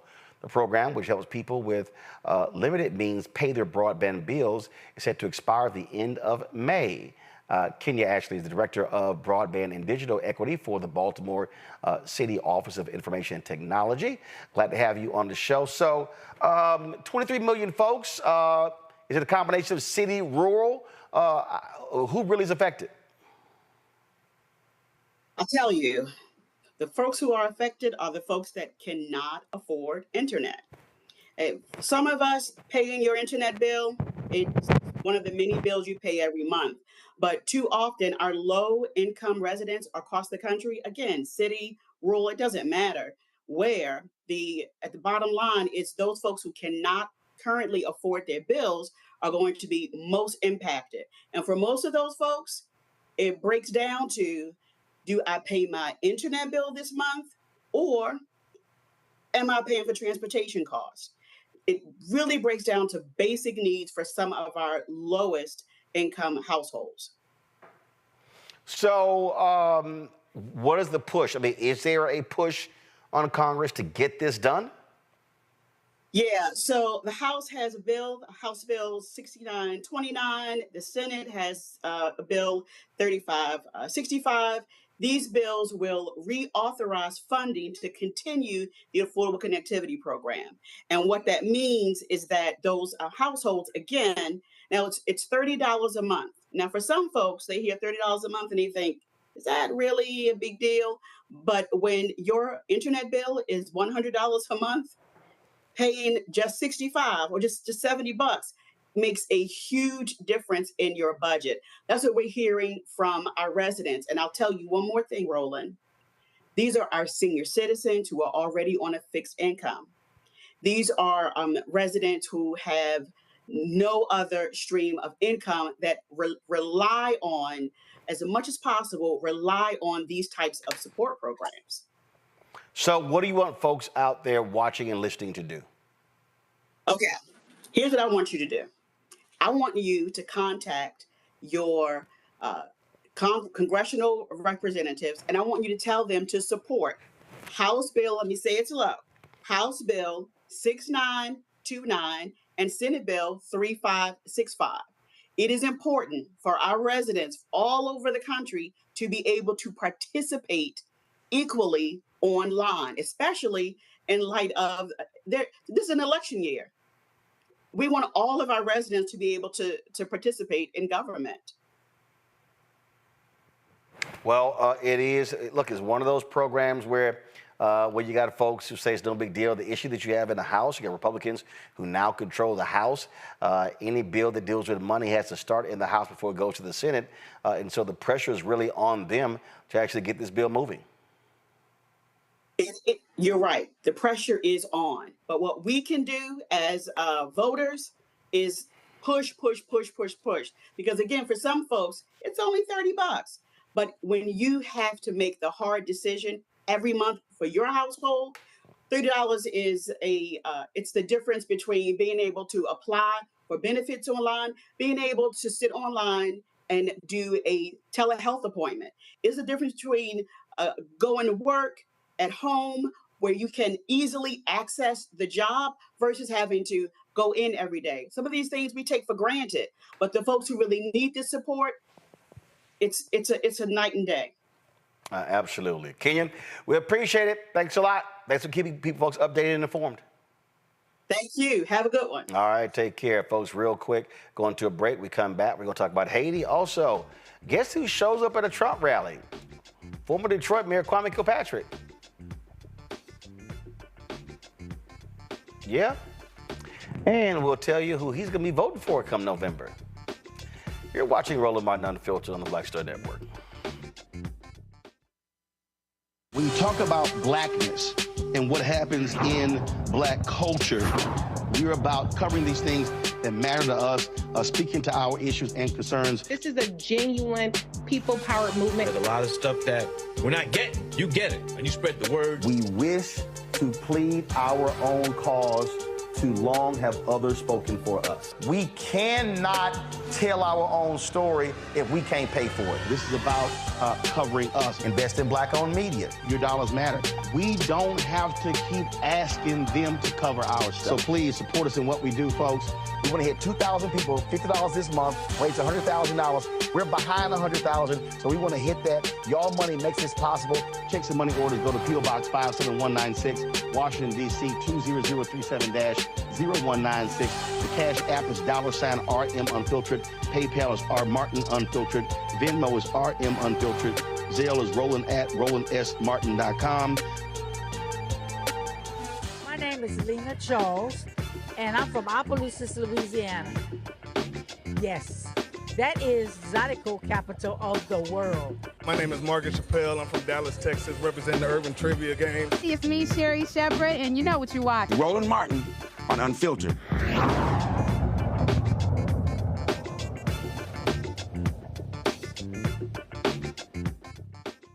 Well, Donald Trump had a rally in Michigan on Wednesday, and guess who showed up? Go to my iPad, Henry. That's right, former Detroit Mayor Kwame Kilpatrick. Of course, Kilpatrick was pardoned or had his sentence pardoned, commuted by Donald Trump. And it was 16 years before Kilpatrick was supposed to be released from federal prison after being convicted of corruption. He sat near the stage. He was asked by reporters who was going to vote for in November. He said, quote, "I'm not going to answer that." But then as he was walking away, he said he won't be voting for incumbent Democratic President Joe Biden this fall. What do you think, Greg? Well, you know, I also think that was the same article where he's talking about he and his wife talking about maybe moving back to Detroit. Y'all know who not to vote for. Didn't Biden, Lord have mercy, didn't Trump pardon him? Yeah. Trump commuted his sentence. This is the crass politics of personal interest. What Reverend Barber said at the beginning of the show about, you know, the morality and the time to rise. And Reese, thank you for very cleanly explaining the bright moral line in the sand around this question of killing in the so-called Middle East. Clearly, our brother, formerly known as the hip-hop mayor, perhaps would maybe have more of an investment in the Drake versus Kendrick war than real life. He seems to have lost his moral compass, if he ever had one at all. And so I guess it's really not surprising when you put your personal interest or what you perceive to be your personal interest over politics. And I hope the voters of Detroit will remember that when he tries to sneak back in the city and run for something. Yeah, I would love to have Kwame Kilpatrick come to the Alpha Convention and explain that one. How about that? Yes, sir. Yes, sir. Yes, sir. Reese, your thoughts? I mean, he has one vote. So, hell, at least he ain't bought off as cheap as other people. 16 years of life back, of freedom. I ain't entirely mad at him. I'm glad that he's just being a little bit more transparent about it as opposed to trying to, he did say he's voted for Trump, so that's not entirely transparent, but at least people know where he stands because we have a lot of people that throw a rock and hide their hand and try to be like, I ain't gonna name names, we know them, who try to say, I'm not saying I support Trump, I'm not saying I support won't. So you know where he stands. He was bought off. I think it's a reasonable price. Listen, I'll vote for Trump too. Shit, if I was let out of jail 16 years earlier, I probably wouldn't have blast. But I ain't really mad at him. Is it a selfish interest? Yes, but we all have one vote. So I'm just being pragmatic here. But now you know where Kwame Kilpatrick stands. Don't follow his ass unless you need to get out of jail 16 years earlier. Greg, you made the point about crass politics. So when Trump, he pardoned Lil Wayne, Kodak Black. He pardoned one of the co-founders of Death Row, which Snoop Dogg was very interested in getting. And we know exactly what that was all about. And I'm sitting here, looking at a lot of these people like, yeah, see, that's right. Trump ride for black folks. And I'm sitting there going, oh, so y'all are going to ignore all the rest of that stuff? You'll know everything else? I love how folk just, and then again, when you start talking about facts, in fact, let me see, which phone do I have it on? So the Trump folk, Greg, have been running, let me do this here. Let me put it on this iPad. I got it on one phone. So the Trump folk have been running a radio ad on Detroit radio stations. And I want to play this ad because I know both of y'all need some additional laughter in your lives on today. And so, because if y'all got a kick out of that Dana Bash commentary, wait until y'all hear this commercial here. Give me a second. I'm airdropping it to my iPad because I think y'all gonna find this to be really, really, really interesting. So let me go ahead and get this thing queued up. So here we go. Hi, Hi, I'm a volunteer for Joe Biden. Are you registered to vote? Yeah, I voted for Biden last time. That's great. Really? Have you looked around? Everything costs more. Food, gas, housing. We're struggling to pay our bills. Okay, but what about everything he's done to protect illegal immigrants? Protect them? Did you see that Biden's paying rent for illegals now? They get handouts and we pay for all of it. And Biden's letting Mexican cartels flood our neighborhoods with murderers and drugs. Well, Biden's done a ton to stop transgender discrimination. Transgender discrimination? Stopping men from using girls' bathrooms isn't discrimination. Keeping men out of girls' sports and out of girls' locker rooms is just common sense. So Biden can still count on your vote, right? Not this time. Trump will stop the sexualization of our children and declare war on the cartels. I'm voting for Donald Trump. Make America Great Again, Inc. paid for and is responsible for the content of this advertising. Not authorized by any candidate or candidates committee. Megapack.com. So Trump is going to stop the sexualization of children. Tell it to the parents of kids who were Jeffrey Epstein. And so you see what he's doing there, Reese.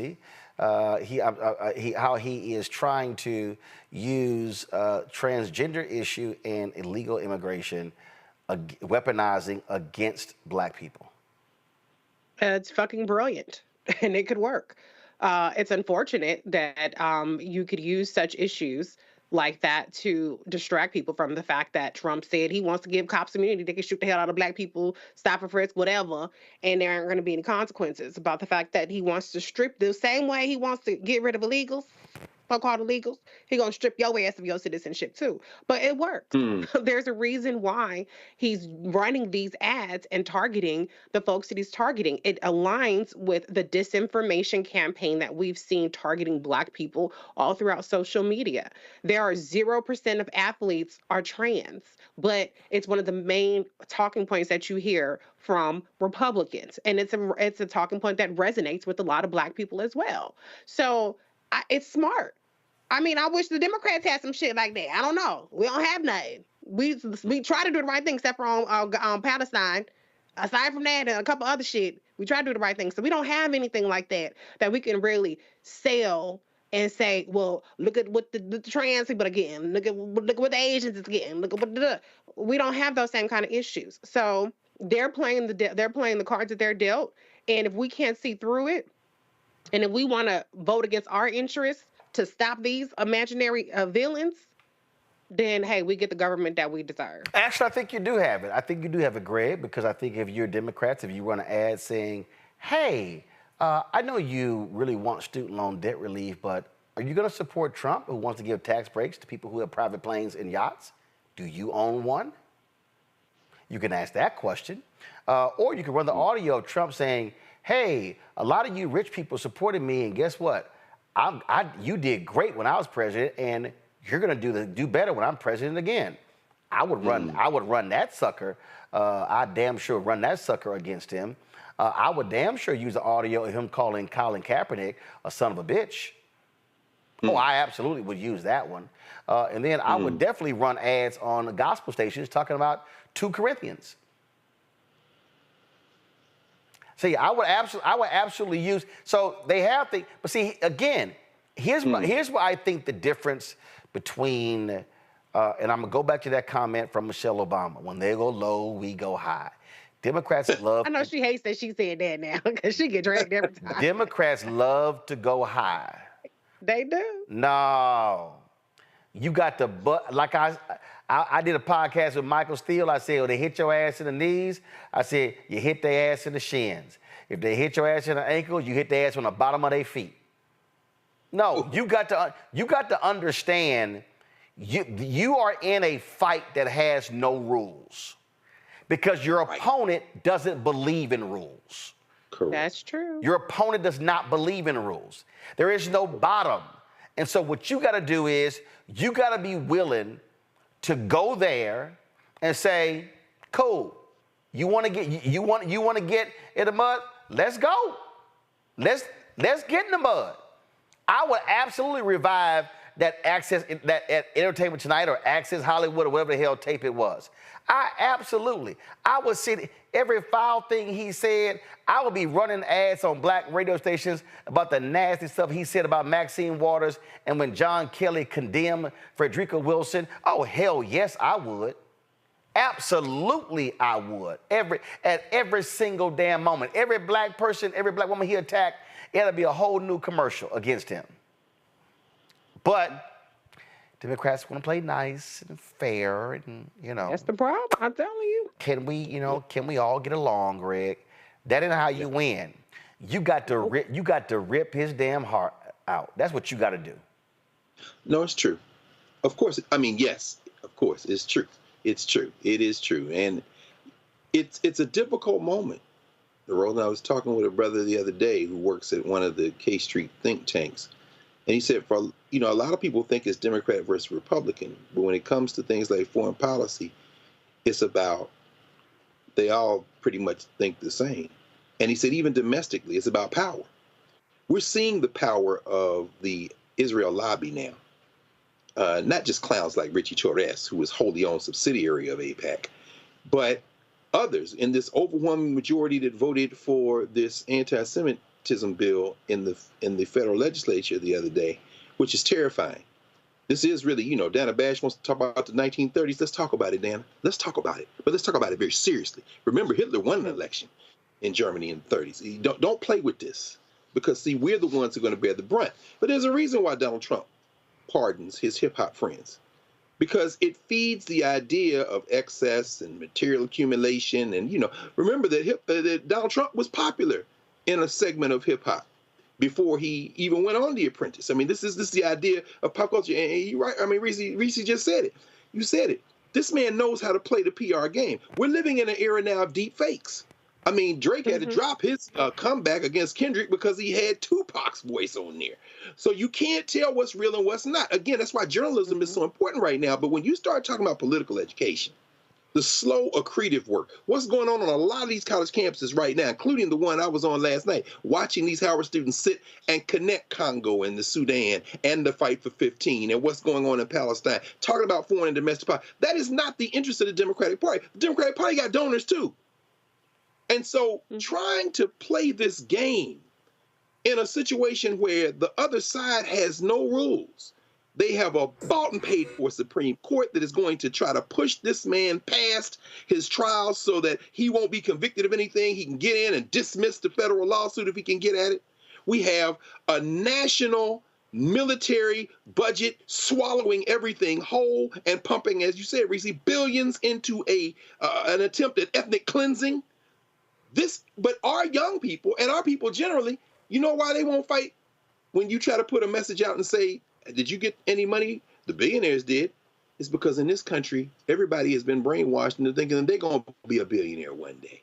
Exactly. And so the idea is that Donald Trump fights for us, because one day I'm going to be a billionaire, and I don't want those people to take my money either. Meanwhile, you're not even going to be able to tweet that or text that or put it on the gram or put it on TikTok, because your damn internet going to be gone, because you got not two pennies to run together, and they're not going to pass a bill to extend the money that came from the Reconstruction Act so that you can even get on the damn phone to tweet about how you was going to be a billionaire. Propaganda is how fascism maintains and extends its authority. This is what we are facing right now. This, as I said, we know what's going to happen. The only question is, are we going to take enough time? And this is why Black Star Network is so important, to educate ourselves to see what is coming so that we can stop it. Because it's not a mystery about what's going to happen. It's happening right now.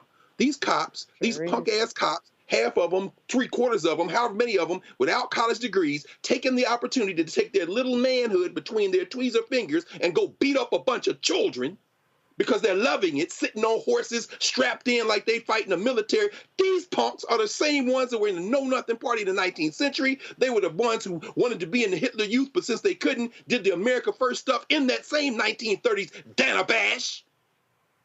This is fascism. And our people worried about rap beefs, who's going to be on the Shade Room, and not supporting the Black Star Network in a moment when we can get all of that momentum if we can simply take our time, keep putting this message out, and touch each other in the way that Reverend Barber laid out. This is a fight, not a fight for America, not a fight for foreign policy or domestic policy. This is a fight literally for survival, for human survival. We're on the brink, and we got to do something about it, and this is part of that work. Folks, you talked about, Greg, what's happening in the Congo. In Haiti, Haitian gangs have launched new attacks in the country's capital days after the swearing in of the Transition Council. Reports indicate that the 9-person council that was inaugurated a week ago could not agree on a prime minister. The infighting had some council members threatening to quit. Yeah, that's crazy. Donna Gianfalo is the executive director of the Black Alliance for Just Immigration. She joins us from Denver, Colorado. Glad to have you on the show.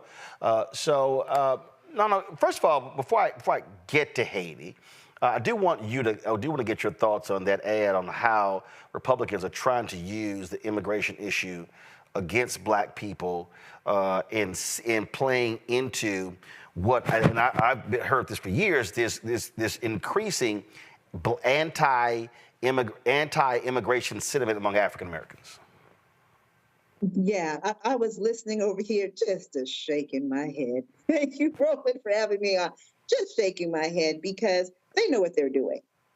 They know that the Black community, the African American community in particular in this country, has been so abandoned.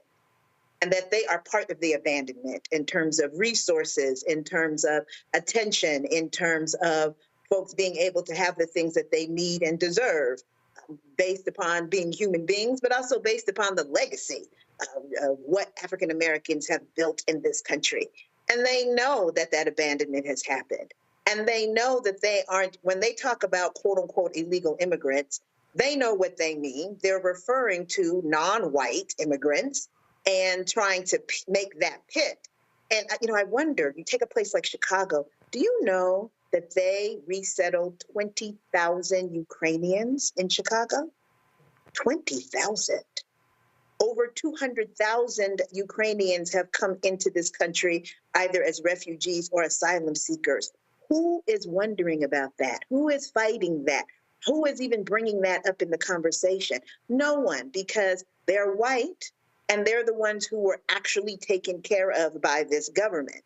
They're the ones whose rent was actually paid. And the people. So how do you counter it? How do you counter how they're trying to target Black people? Because I've been saying for years to Black people, and I even get Black people when I say that you got Black immigrants, and I hear some Black people say the hell with them too. Even though right now 10% of the African American population in the United States are immigrants. Absolutely. And 20%, if you include people such as myself who were born in this country, that's 1 out of every 5 Black people, right? And that's not a small number, 20% of the Black population.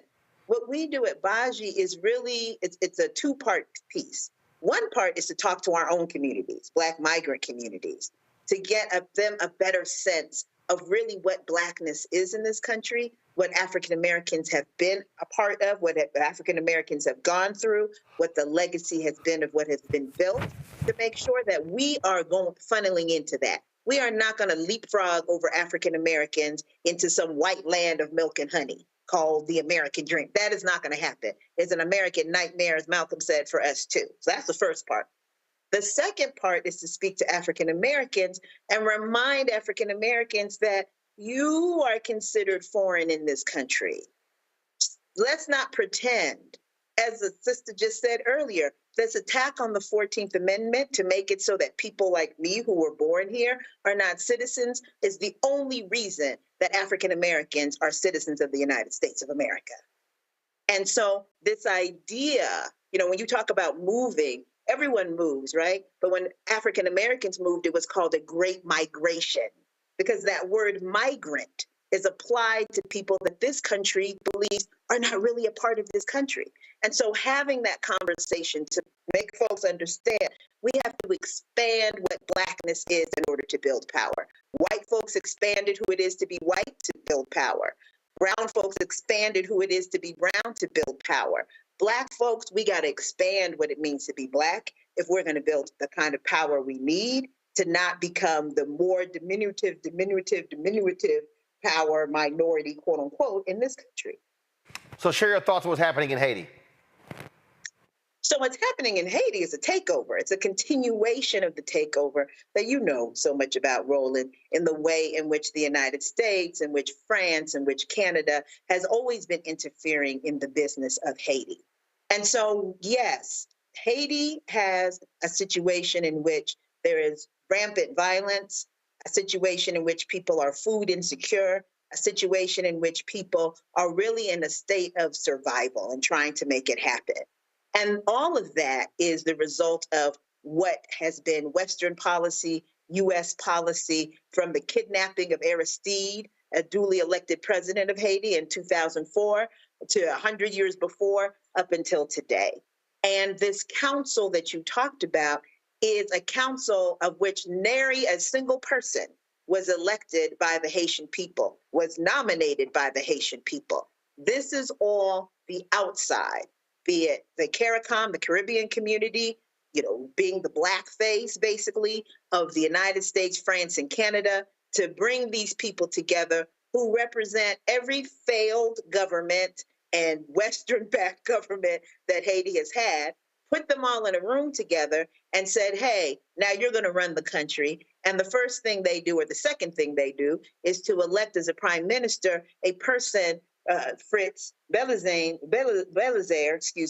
who was the sports minister in the 2000s. That gives you a sense. With the requirement that this council allow a multinational police force led by Kenya, which ain't got nothing to do with Haiti, again, black-facing the violence, to come in and supposedly be able to quell this violence that's happening in Haiti. We know that it has to be a Haitian solution that comes from the Haitian people.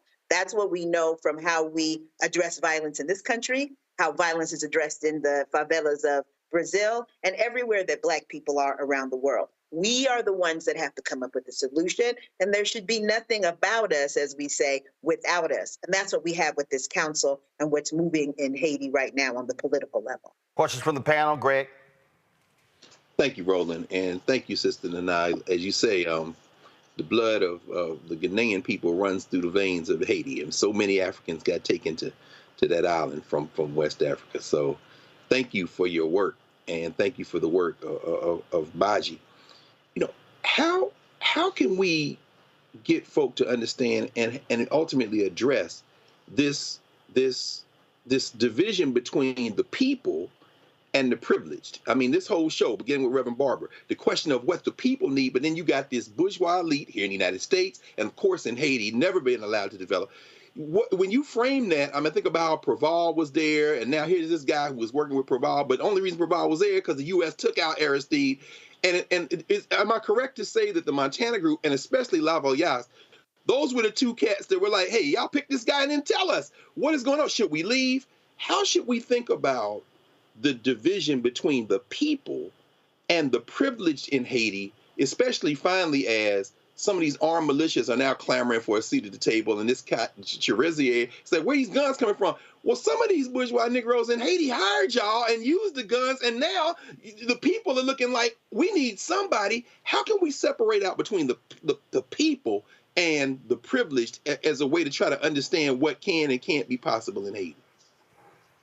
So some of it, if you have the time to look at it, is you follow the money, because the money is telling us what's happening. I mean, Haiti is always described, as so many of our majority Black countries are described, as impoverished, and yet there are people living it up. You know what I mean? They talk about the violence of Haiti. They talk about, we see the images with the shooting, but, there are areas where nothing is happening. Those people are safe and secure and driving their Mercedes and their Peugeot and their everything else and living their life. And those are the people that you see here on the council. Those are the people that now they're asking to be in charge. There are, as you know well, Brother Greg, there are community organizations that have, some new, some, since the time of Aristide and Lavoisier, that have been working on the ground with people, providing support. And those are the voices that we should be listening to. Even when they talk about the armed civilians, which they describe as gangs, and maybe some of them would describe themselves as gangs too. I tell my young folks that work with us at Baji, I'm old as dirt and twice as funky. And I worked in 92 with the gang truces that were happening in LA. I was one of the few sisters that was up in there. Brother Jitu Siddiqui, peace be unto him, that called with others for a national bringing together. Remember, from Kansas City, from Baltimore, from all of these places. And it was them who stopped it. It wasn't the police. All the LAPD squads and all of the people that were brutalizing with all the murders they were doing, they never stopped it. It was us who stopped it. We have those same experts alive today, old as dirt and twice as funky, and some younger ones. And we have them coming out of the favelas of Brazil, and we have them coming out of Central America. So we have the antidote, let's say, to even the armed violence. And what it is not is violence sponsored by the United States, France, and Canada, the European Union. That's the AU. That is not what is going to solve the problem here in Haiti. We have to say, what are the people calling for? The people are calling for food. The people are calling for aid. The people are calling for help in the same way that the Ukrainians were helped in this country, where people can unite with their families, make some money, do some things that can support folks back home. That's what the people are calling for. When it says death, we know it's not the people. When it's about life, we know it is about the people. Yes. Reese? Thank you, Sid.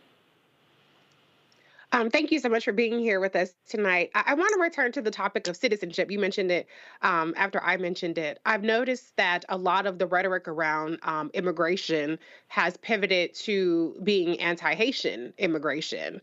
And that's conveniently after they've passed a lot of laws, or they're starting to pass laws like in Louisiana and in Georgia that allows police officers to arrest people just merely off the suspicion of them not being here legally. I've been trying to drive home the point with Black Americans that is going to impact us, because the ability of police to just stop anybody, just as much as it's going to impact Haitian immigrants or any kind of immigrant, whoever you deem is not worthy of being here in this country, regardless of status. Can you talk a little bit? Have you seen any kind of increase in policing around Black communities, around immigrant communities with these new legislations being passed? Absolutely, and thank you for that. So firstly, there is a lot of talk about Haiti because Haiti are like the Black migrants that we know. So it's kind of like how every brown migrant was a Mexican, remember? And so everyone would just say the Mexican. So people say the Haitians, but actually the numbers that are really increasing are folks that are coming in from the continent. And you can kind of trace what's happening on the continent in terms of conflict, climate change, et cetera, and that tells you who's coming in. And absolutely, there's this connection. So this is the core of Baji's work. So thank you for this, is the criminalization issue and how it impacts both African Americans and Black migrants. In fact, we say we fight for both Black migrants and African Americans because you can't separate us. When the police stop me, they're just stopping me. They don't care about where I may come from.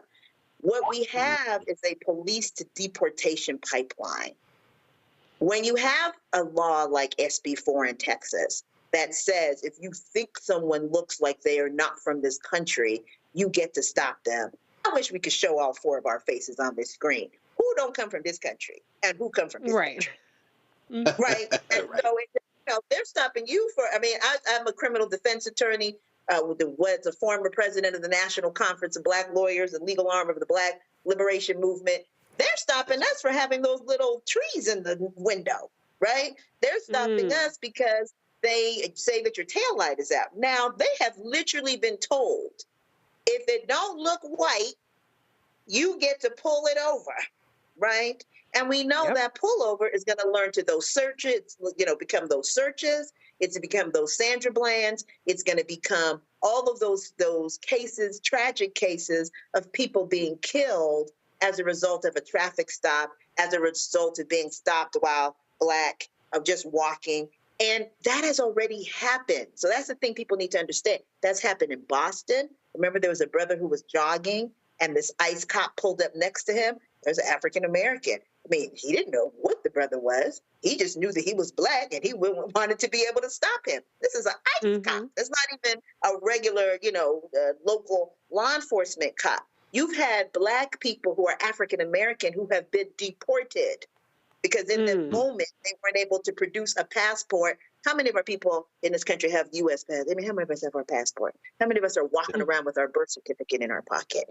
And so to both of your points, or all three of your points, when fascism gets entered into this, now it becomes a no rules, no holds barred. You'll be trying to explain to people that you're not really from Panama, but you'll already be in Panama in a prison that has been designed and set up and paid for and organized by the U.S. government. And I'm talking about all the administrations, including this administration.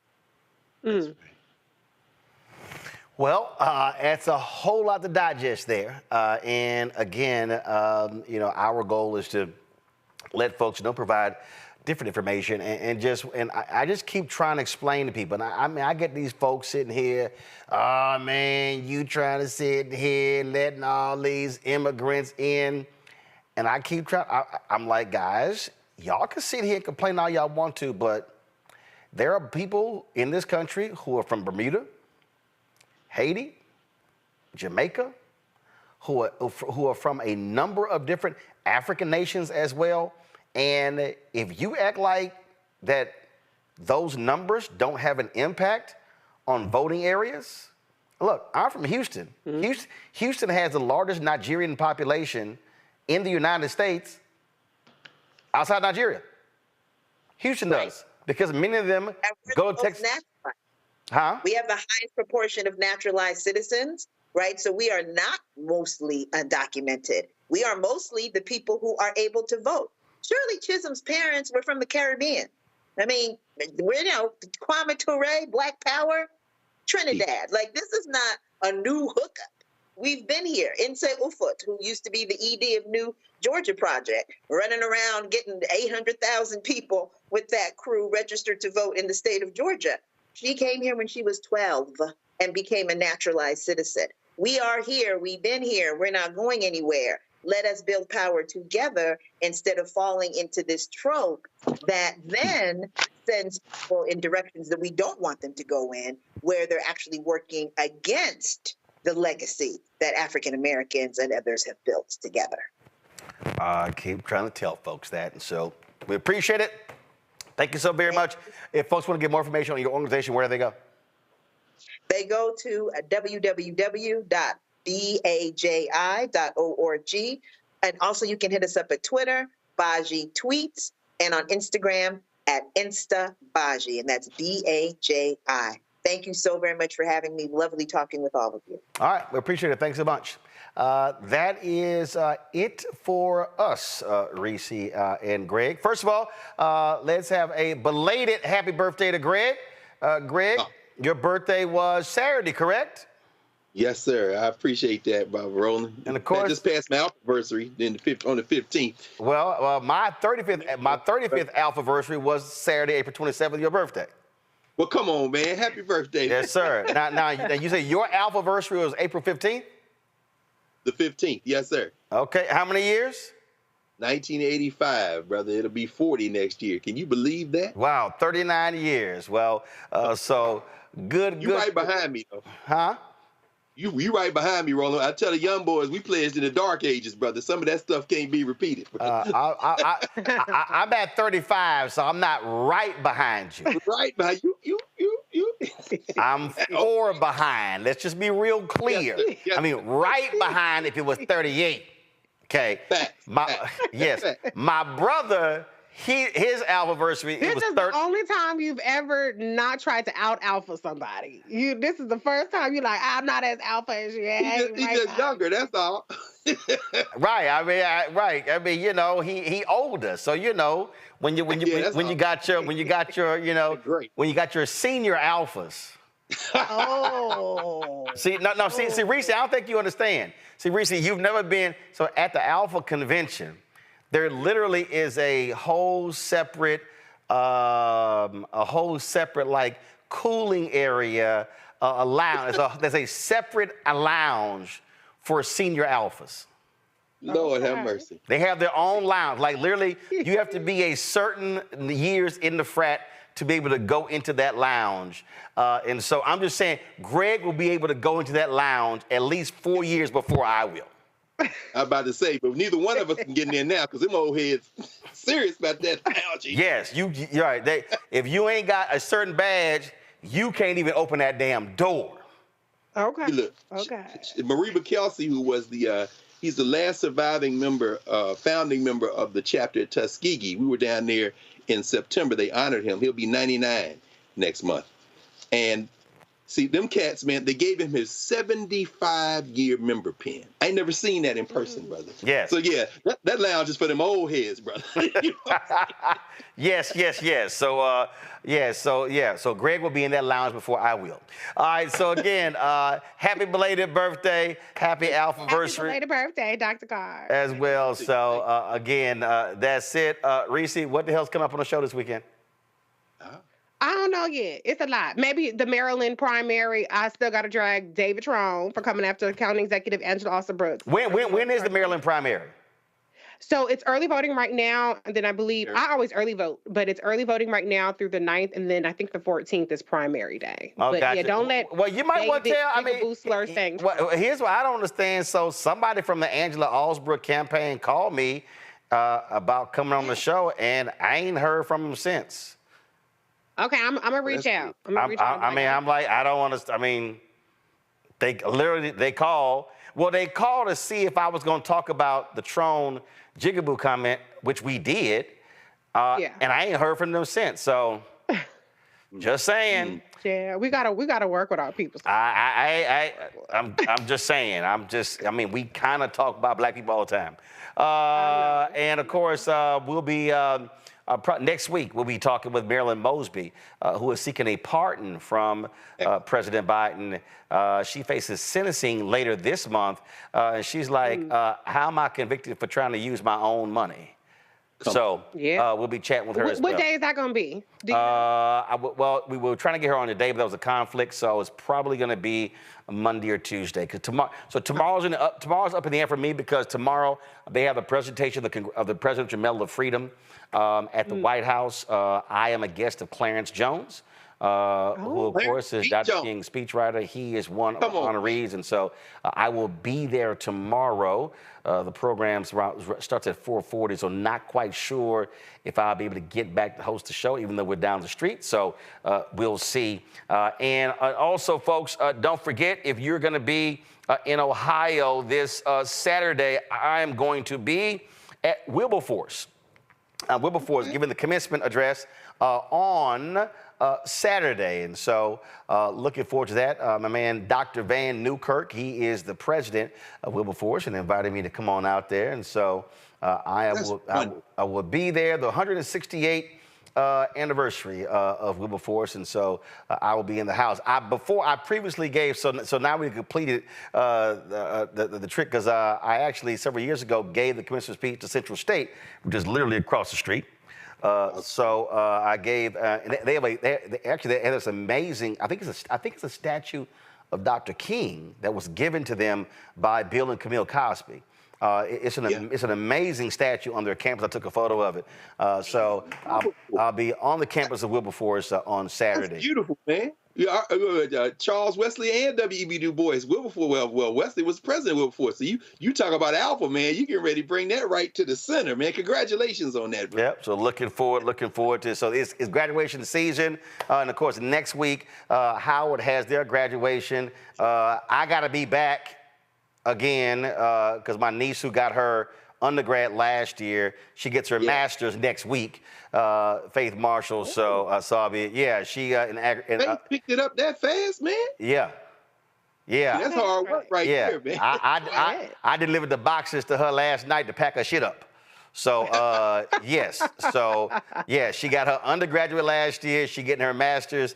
She graduates next week. So she knocked out the undergrad and the master's in architecture at Howard in 5 years. So, yep. Ooh, wow. Yeah, I know. Congratulations. Little smart ass. When she got there, man. She just got there, man. She's not playing. Yeah, I know. Little smart ass kids, you know. Just saying. That's right. Good. Now they can graduate and start spending their own damn money. There we go. All right, Greg and Reese, we appreciate it. Thanks a lot. Folks, don't forget, if y'all want to support us in what we do, your support is absolutely critical. As I said, I got to open up these envelopes to the folks who've already sent their money orders and checks. Our people who, I love black people. They tell me, they say, listen, I don't do electronic stuff. I'm old school. They'll walk up to me and hand me money when we different places. But we appreciate it because it all absolutely works. And so if y'all want to join our Bring the Funk fan club, send your check and money order to P.O. Box 57196, Washington, D.C., 20037-0196. Cash App, $RM Unfiltered. PayPal, R Martin Unfiltered. Venmo is RM Unfiltered. Zelle, Roland at RolandSMartin.com. Roland at RolandMartinUnfiltered.com.